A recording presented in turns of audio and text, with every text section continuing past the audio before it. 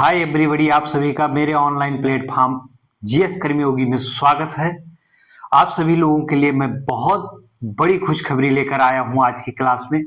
आज की क्लास में सबसे बड़ी खुशखबरी ये है कि आपकी उत्तर प्रदेश होमगार्ड में जो आप लोग आयु सीमा को बढ़ाने को लेकर के मांग कर रहे थे और ट्विटर कैंपेन चलाए थे, तब सफलता नहीं मिली थी, लेकिन सरकार ने आज आपकी मांग पूरी कर दी है। तो आप सभी लोग अब फिर से ऑनलाइन पोर्टल खुलेगा, आप सभी की ऑनलाइन साइट खुलेगी। सभी लोगों को आयु सीमा में 3 वर्ष की छूट प्रदान की गई है।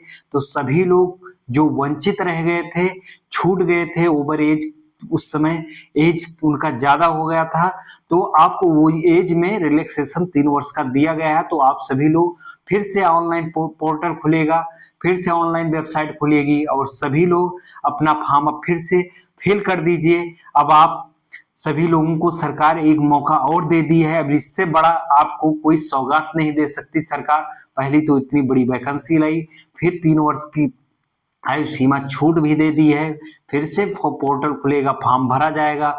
तो आप सभी लोग अब इस खुशखबरी का फायदा उठाएं और नौकरी लें। और उससे भी बड़ी खुशखबरी मैं अपनी तरफ से आप सभी लोगों को दे रहा हूं कि यूपी होमगार्ड का कंप्लीट बैच में फ्री में आप सभी लोगों को पढ़ा रहा हूं। ये सिलेबस जो मैं पढ़ा रहा हूं यूपी होमगार्ड का, ये कंप्लीट सिलेबस फ्री में है। इसके लिए हम कोई शुल्क नहीं ले रहे हैं। इसके बाद हम आप सभी को फरवरी से उत्तर प्रदेश होमगार्ड की क्विज करवाएंगे, टॉप 10 क्वेश्चन आएंगे। और आप सभी लोग पहले सिलेबस कंप्लीट करिए मेरे दोस्त, मेरे भाइयों, मेरे बहना। और आपको अब दोनों हाथ में लड्डू मिल गए हैं। एक तरफ तो आपको आयु सीमा छूट मिली, आप सभी लोग फॉर्म भर दीजिए। जो भरे थे वो तैयारी कर रहे थे, आप सभी लोग भी अब जल्दी से जल्दी तैयारी शुरू कर दिए। दोनों हाथ में लड्डू का मतलब ये है, एक हाथ में फ्री का लड्डू है जिसमें आपको कोई शुल्क नहीं देना है, निःशुल्क है, फ्री है। आप फ्री में पूरा सिलेबस कंप्लीट करें, फायदा उठाएं और आपके मंजिल तक मेरा पहुंचाने का जो कर्तव्य है मैं आपको आपके मंजिल तक पहुंचा के रहूंगा। तो आप सभी लोग अब फिर से पोर्टल खुलेगा, फॉर्म भर दीजिएगा।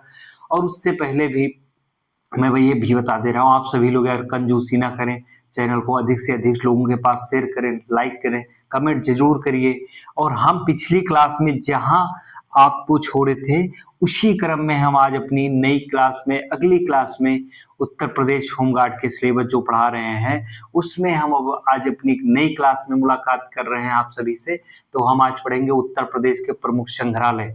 यूपी होमगार्ड का जो हम सिलेबस पढ़ा रहे हैं उसमें सबसे ज्यादा आपके पेपर में यूपी स्पेशल आएगा, तो इसलिए हमने सबसे पहले यूपी स्पेशल पढ़ाना शुरू किया है दोस्तों। और आप सभी लोग फायदा उठाएं। ये कक्षा आपकी प्रयागराज से चल रही है, जो शिक्षा का हब है, शिक्षा का केंद्र है, सांस्कृतिक केंद्र है, न्यायिक केंद्र है। तो इसका फायदा उठाएं आप सभी लोग मेरे दोस्त। फिर आइए हम आज पढ़ेंगे उत्तर प्रदेश के प्रमुख संग्रहालय। उत्तर प्रदेश में कौन से संग्रहालय किस जिले में स्थित है ये पूछा जाता है, ठीक है। तो आप सभी लोग हर टॉपिक को हम करवा रहे हैं, बिल्कुल एकदम से कुछ भी नहीं छूटेगा। जो आपके पेपर के पॉइंट ऑफ व्यू से इंपॉर्टेंट है वो पूरा हम कंप्लीट कराएंगे। हमने जिम्मेदारी ली है तो हम निभाएंगे। अब आप एक संकल्प लीजिए, एक जिम्मेदारी आपकी भी बनती है कि आप सभी लोग संकल्प लें, क्लास को 1 से 2 बार कंप्लीट करेंगे, उसके बाद रिवीजन करेंगे, नोट्स बनाते रहना संकल्प है। ले लो अपने आप से, नौकरी ले लो, संकल्प ले हुए कुछ तभी नौकरी ले पाओगे, ठीक है।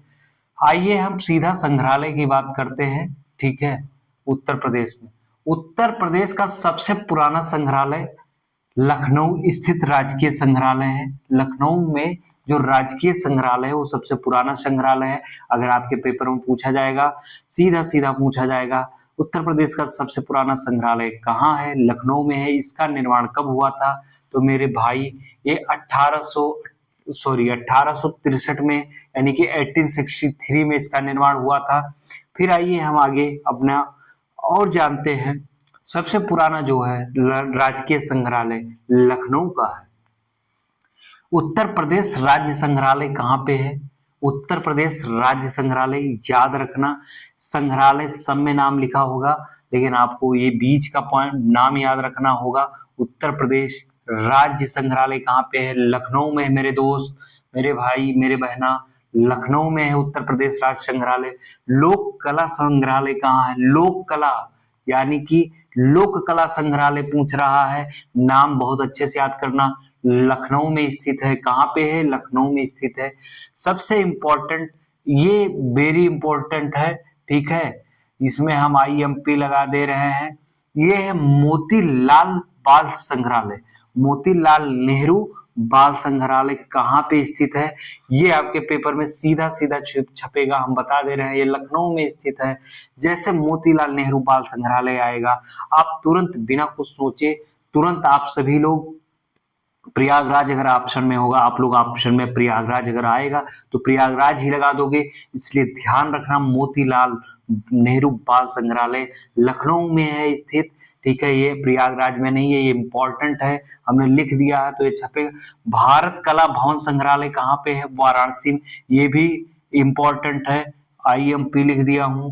ये भी कहाँ पे है? वाराणसी में है। भारत कला भवन संग्रहालय कहाँ पे है? वाराणसी में है मेरे दोस्त। सारनाथ संग्रहालय कहाँ पे है? वाराणसी में है, ये भी IMP हम लिख दे रहे हैं, ये भी बहुत इंपॉर्टेंट है।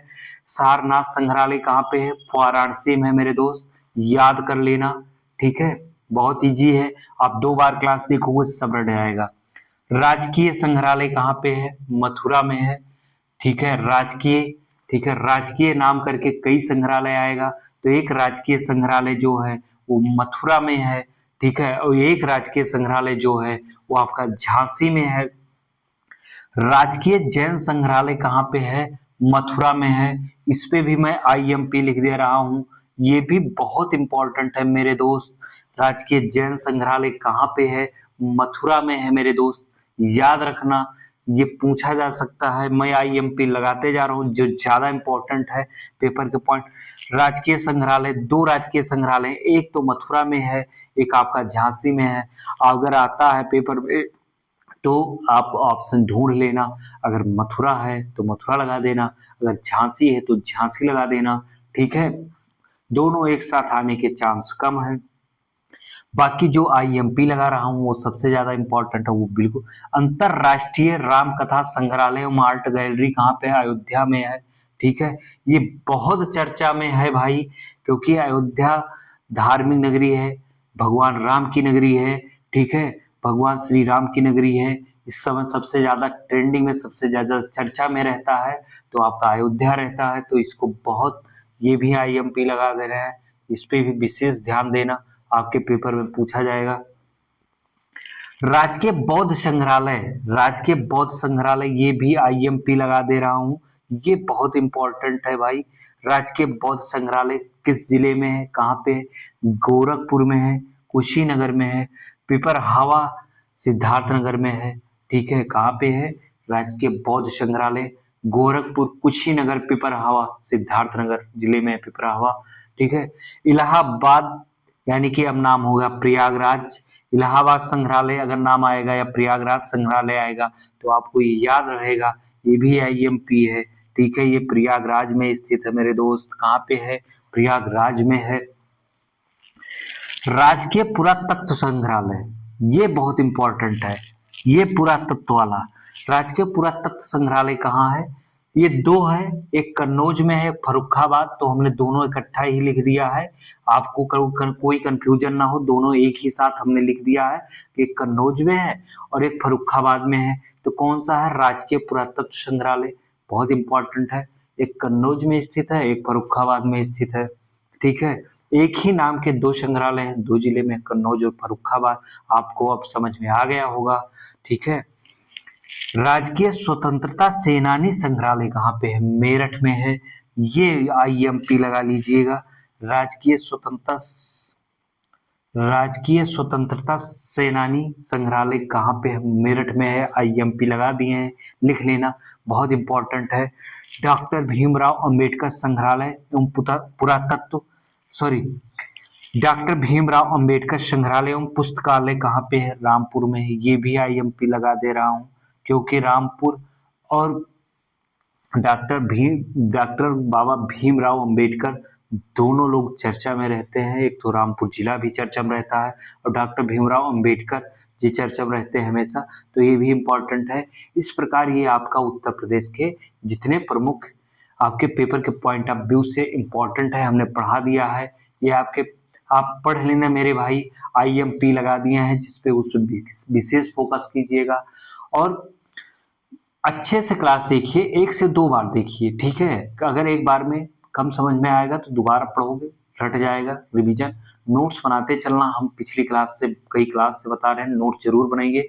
आप शुरू से नोट्स बनाइए जहां से हम पढ़ा रहे हैं, और नोट्स बनाएंगे तो आपको लास्ट टाइम पे रिवीजन करने में बहुत आसानी होगी। जो हमारी 15 से 20 मिनट के बीच क्लास आती है आपके लिए, ये क्लास का नोट्स जब आप बनाएंगे और फिर रिवीजन करके जाएंगे, क्लास देखेंगे 2 बार, फिर रिवीजन करके जाएंगे, आपका पेपर बहुत बेहतरीन होगा। आप पेपर देने के बाद निकलेंगे तो फिर आप हमारे पास फोन करके आप सभी लोग या कमेंट में अपना रिस्पॉन्स जरूर बताना कि आपका पेपर कैसा हो। लेकिन पहले इसका आपको तैयारी करनी पड़ेगी, पढ़ना पड़ेगा मेरे दोस्त। तो पढ़ लीजिए, मौका है। और आपको उत्तर प्रदेश सरकार इतनी बड़ी खुशखबरी दी है, इतना बड़ा तोहफा दी है सरकार, तो आप अब अपने घर वालों को तोहफा दीजिए, अपने माँ बाप को, अपने आप को तोहफा दीजिए कि नौकरी ले लीजिए।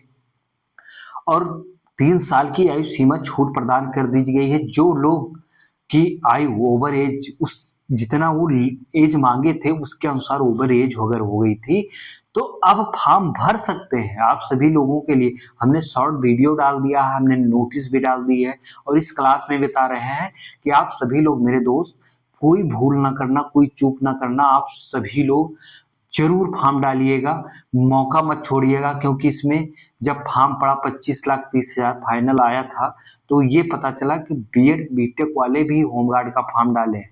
अब आप सोच लीजिए, आप सभी लोग सोचते हैं कि लोग मजाक उड़ाएंगे होमगार्ड, भैया सैलरी आपके अकाउंट में आएगी, ठीक है? तो आपको जो खुशी महसूस होगी वो सामने वाले की नहीं होगी। जो मजाक मजाक लोग एक दूसरे का मजाक ही बनाते हैं, उसी में संतुष्टि ले लेते हैं। आप संतुष्टि पाना है तो दूसरे का मजाक उड़ाना है, अपने आप में नहीं झांकना है।